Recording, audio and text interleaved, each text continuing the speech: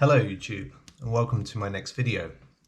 In this video I'm just going to talk about my Winter EDC setup and give you a little bit of information about what I carry, the ammunition, and the pistol and the holster and the belt. Okay, so let's begin. So here we have what is my Winter EDC carry.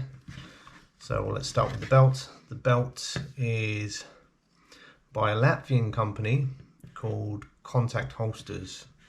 Now there isn't a lot of information about this company available, but I've had this belt for just over a year now and it is very rigid, very high quality.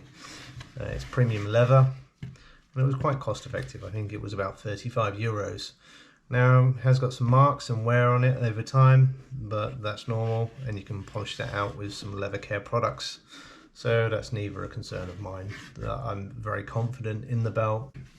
It's very rigid, so it's well adapted. It's specifically designed for concealed carry inside the waistband or outside the waistband. And so let's look at the holster. So the holster I've got is a Works LLC. I believe this is the M7. So this in itself is a light bearing holster. It comes with two attachments. I'm using the Safariland injection molded belt loop. I like this adapter because it brings the holster very close to the body and it seems to work well, and I've been running it now for probably since the beginning of November, so a couple of months now. Well, almost, as we're coming up to mid-December now. Anyway, so let's get on to the pistol. So this is my carry pistol. So first things first, we'll remove the magazine. As you can see, there's live rounds in the magazine here. We'll discuss what these are in a bit. So we'll put this magazine to one side. We'll safety check the firearm. So as we can see, the chamber, the barrel is clear. There is no magazine in there. So we can release the slide and we can dry fire. So this is my primary concealed carry pistol. This is a Glock 19 Gen 4. It's had a few modifications to it. I'll start to talk about what they are.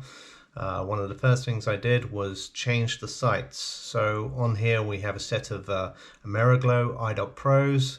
This has the yellow high visibility front, and then we just have one trinium vial in the rear and one in the front there. So these sit a little bit higher than standard night sights or standard aftermarket sights for that matter, because of the trinium dot that we have at the back. But these are very good. I started off actually changing the plastic polymer sights that came on the pistol with some Glock OEM night sights, and they were quite good, but I'd heard a lot of good reviews about the Ameriglow, so I managed to find some online and get them shipped. They took a couple of weeks to get in, but I think the price is fairly reasonable. They were under 100 euros, so not bad at all. If you look at Trigicon HDs, HDXRs, they're normally, I think sourcing them in Europe can be about 175 to 200 euros, so they are quite expensive. One of the second modifications I did was I installed a 3.5 pound Ghost connector. I think it's called the Ghost Edge by ghosttriggers.com. So what this does is this smooths out the bump in the trigger. So traditionally you'd get to the wall and you'd have quite a notch there that you'd have to overcome. The great thing about the Ghost connector, or the Ghost Edge, is it actually removes that bump, or what they call the Glock hitch. So if I pull back on the trigger, we get this take up here, but it's very smooth. It goes back a little bit and then it just breaks. So if we do the reset, we have a nice tactile click when we come out. A few millimeters of travel, probably about 3 mil, and then a break. So I quite like that, and that's supposed to aid in reducing the amount that your finger can have disrupting the pistol when you're shooting. By removing that bump, it's supposed to aid and give you more accurate shots. Now I've kind of got used to this trigger, so I'm not sure how much of a difference that makes now, because I've been shooting Glocks for a little while. I'd have to maybe do a comparison against my Glock 45, which is a Gen 5 trigger, which actually is, again, is better than the standard Gen 4, so I guess I'd have to do some testing. As you'll see actually on this Glock, there is another modification here. This is the magazine release. So I went with a modified, this is Vickers Tactical by Tango Down, Gen 4, Gen 5 mag release. So it sticks out a little bit more. It means that you don't have to break your grip as much if you want to release the magazine. Anyway, that was a very easy upgrade. But let's talk about the weapon light now. So on the front here, I have Olight Bowder Pro. So this is I think a 1300 lumens main light, but it also has green laser. So if we just tap one of the buttons there, we can see we have the main light there. I think you've got two modes. I think it will do 1350 lumens in full brightness, and then it can dial down to 300 lumens. I think you've got to tap it twice or 3 times. There we go. Okay, so that will be 300 lumens. Then you get the full beam there. Batteries probably could do with a change here, but also you've got different modes of operation. So if you just hold it in, you get momentary on. Same for this side. If you press both the buttons in at the same time, you'll get a strobe feature. And if you just click once, it will come on as constant. And again, 2 taps to reduce the brightness. Now, if you look at the bottom here, you have a selector switch, so you can select different modes. So you've got just the light only, you've got a light and laser, and then you've got just laser only. So if we push the button again, we can project a green laser. Now this is quite effective. If we choose the, if we change the dial there as well, then we get the light. And if we go again, then we'll just get light only mode. So this is just kind of a quick rundown of the Glock 19 Gen 4 that I run for my everyday carry. This is my primary carry weapon, has been for the summer and for the winter. I choose to carry this more than the Glock 45 just because of the shorter grip length. However, if I'm wearing a bigger winter jacket, then the kind of difference in grip length becomes negligible. Anyway, so let's start to talk about the ammunition that I carry. So in Europe, well, in Estonia, where I'm living at the moment, we're not allowed to have hollow point ammunition. We are only allowed full metal jackets or some variants of. So what I'm carrying is an FMJ TC. TC stands for truncated cone.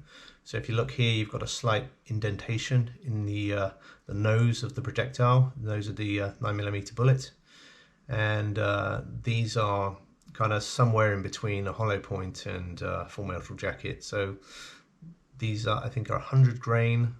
So they're quite fast, but they deform quickly. So they don't. The main objective of this round is so it doesn't over penetrate.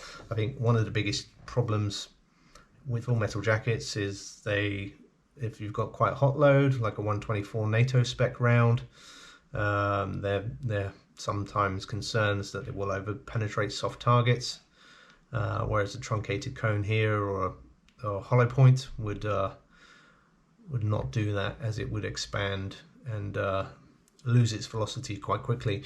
You'll notice actually on the back of the bullet here, on the casing around the primer, we've got some kind of wax coating.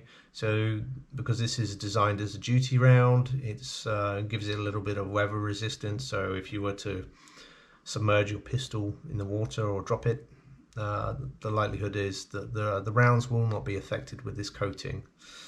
So they come in a box of 50 like this by Fiocchi. Here we go, yes, 100 grain. So they are full metal jacket truncated cones, and they are duty grade. These ones probably need to be shot out at some point because I've had them in my carry rotation now for a little while. I just recently bought some new ones to kind of replace, but here we go. As you can see, if we take a fresh one out of the box, and if we compare it, you'll see that the casing is a bit weathered now because it's been exposed to the elements, summer months, winter months, and these probably will get shot next time I go to the range, and I'll start to fill up on new. They're not bad actually. A box of 50 will cost about 15 euros here. So not too bad at all, I would say. This was the we'll move on to my next weapon light I wanted to talk about quickly. I had been running the nightstick TCM 550 for quite some time. I did have an issue. I dropped mine and I broke the side of the fixing mount. But Nightstick were great. I contacted them. They sent me a brand new one out. So normally this would be on my 19 or my 45. But as I was waiting for a replacement, I thought, well, why not try the Boulder Pro? And I've been quite happy with this. But typically I would be running the Nightstick as a compact weapon light because it doesn't protrude. But I really wanted to kind of try this holster out. I've got an inside the waistband model as well, which is the M6. Works were good enough to send both out for trial and evaluation, and you know, so far I've been trying the M7. I tried the M6 a little bit during the summer, but I was mainly carrying the other weapon light, so I didn't give it a full evaluation. But so far I've been very impressed with the Works M7 holster. They make a selection for lots of different lights and pistol models, so definitely worth checking out. That's Works LLC. And this was just, you know, a quick rundown of my carry rotations for winter 2020. If you like this video, please give it a thumbs up. If you have any questions, comments or suggestions, then please feel free to leave them, and I look forward to making more videos. Until next time, thank you.